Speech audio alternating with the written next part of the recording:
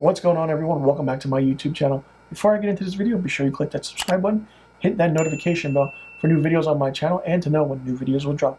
Now, as you can see from the title of this video, I'm giving you my top 10 best movies of 2021. Number 10 for my top 10 best movies of 2021 is The Green Knight.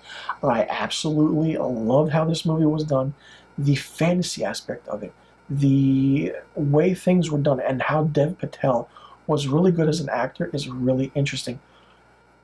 And this movie is a Christmas movie, which some might not understand, because the whole juxtaposition of how everything works and how the character has a story arc from beginning to end is really, really fun. When you're watching this movie, sometimes you go, holy shit, what am I watching?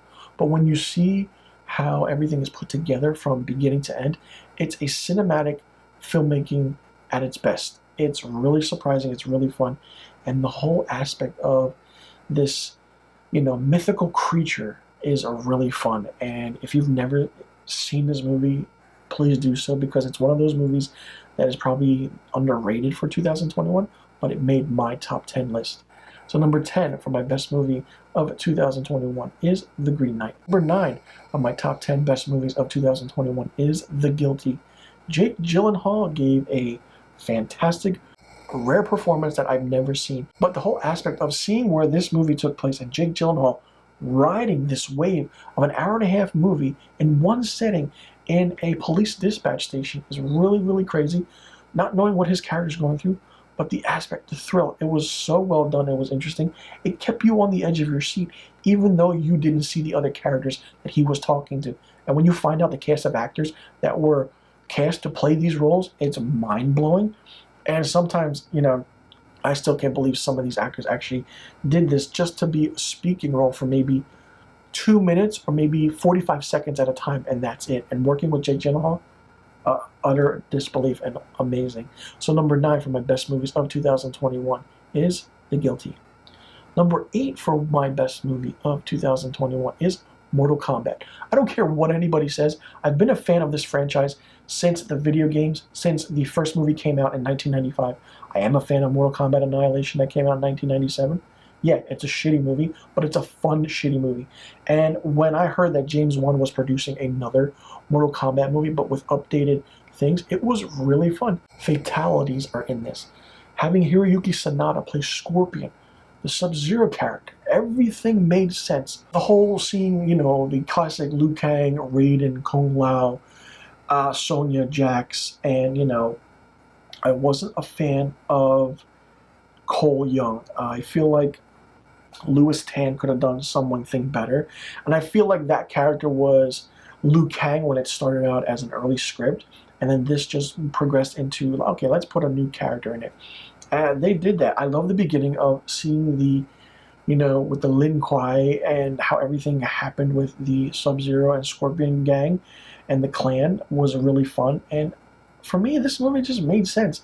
I feel like Kano was way overdone, but the aspect of seeing how good a Mortal Kombat movie can be done is why it made my top 10 list of best movies of 2021. So number 8 is Mortal Kombat. Number 7 for my best movies of 2021 is Wrath of Man, starring Jason Statham. This movie was really fun. The action is great. The storytelling is phenomenal.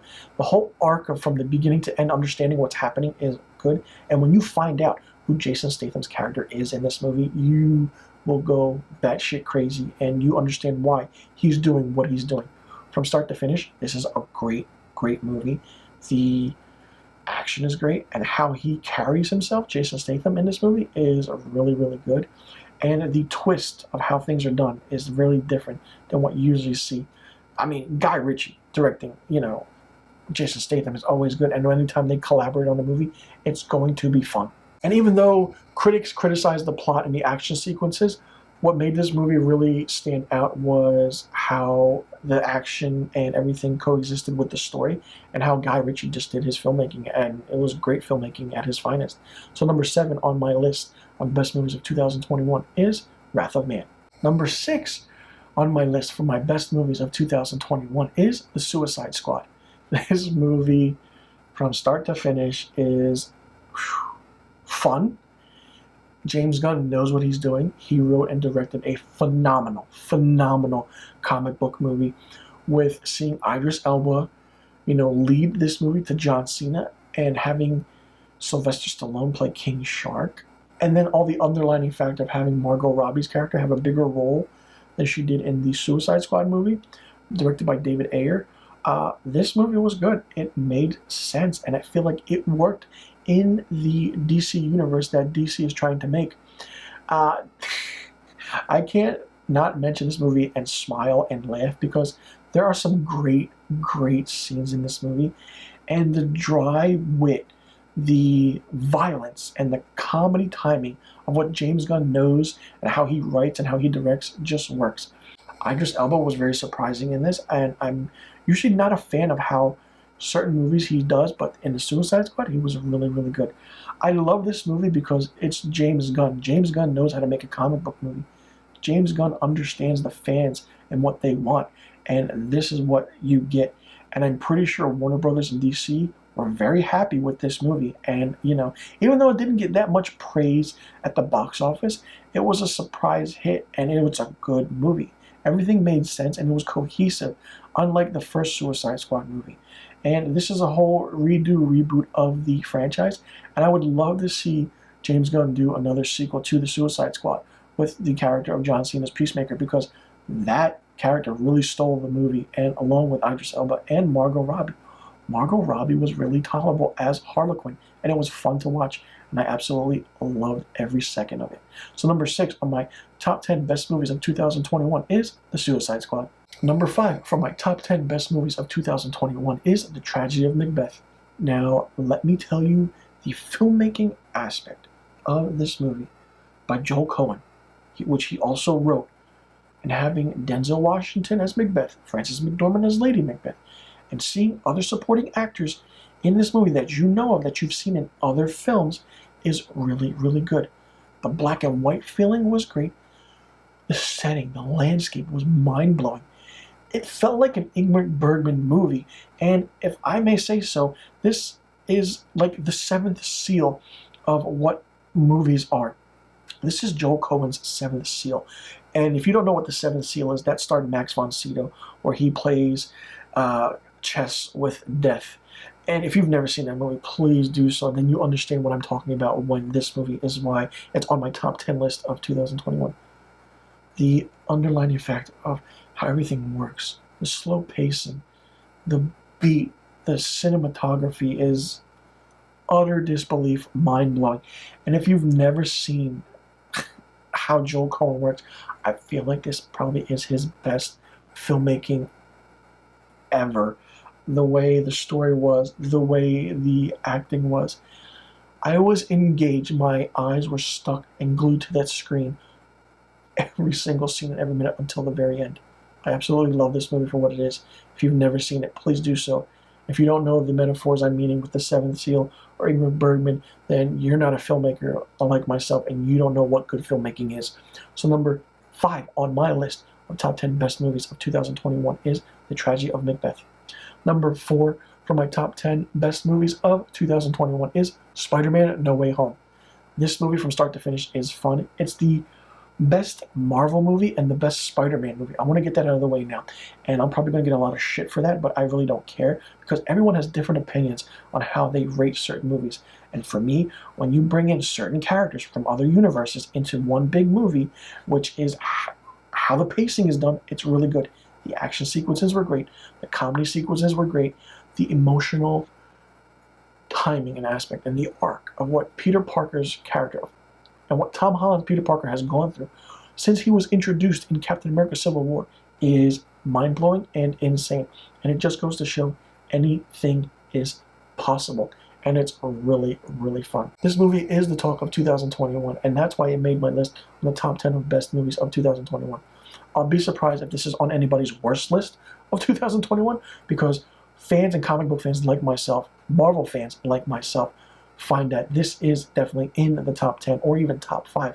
Like I did, I put it at number 4 of the best movies of 2021. So number 4 is Spider-Man No Way Home. Number 3 for my top 10 best movies of 2021 is Drive My Car.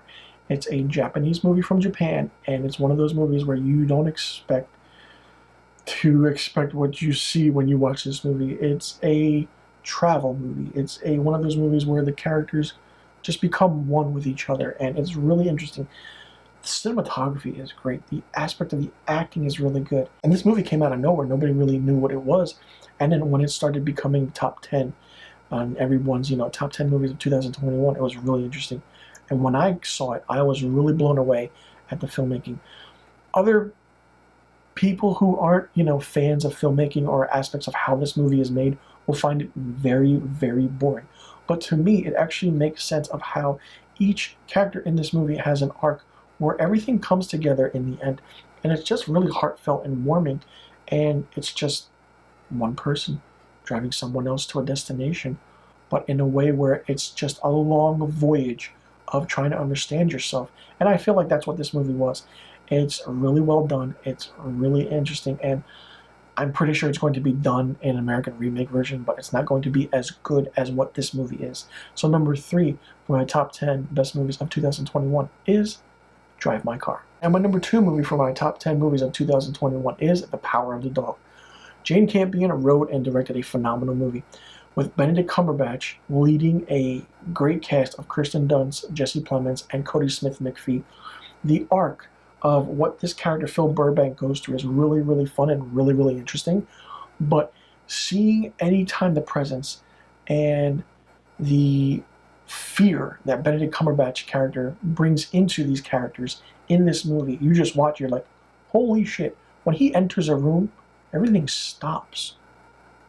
It's a great, great arc of a character because you don't know who the villain is, but he could be the villain of this movie.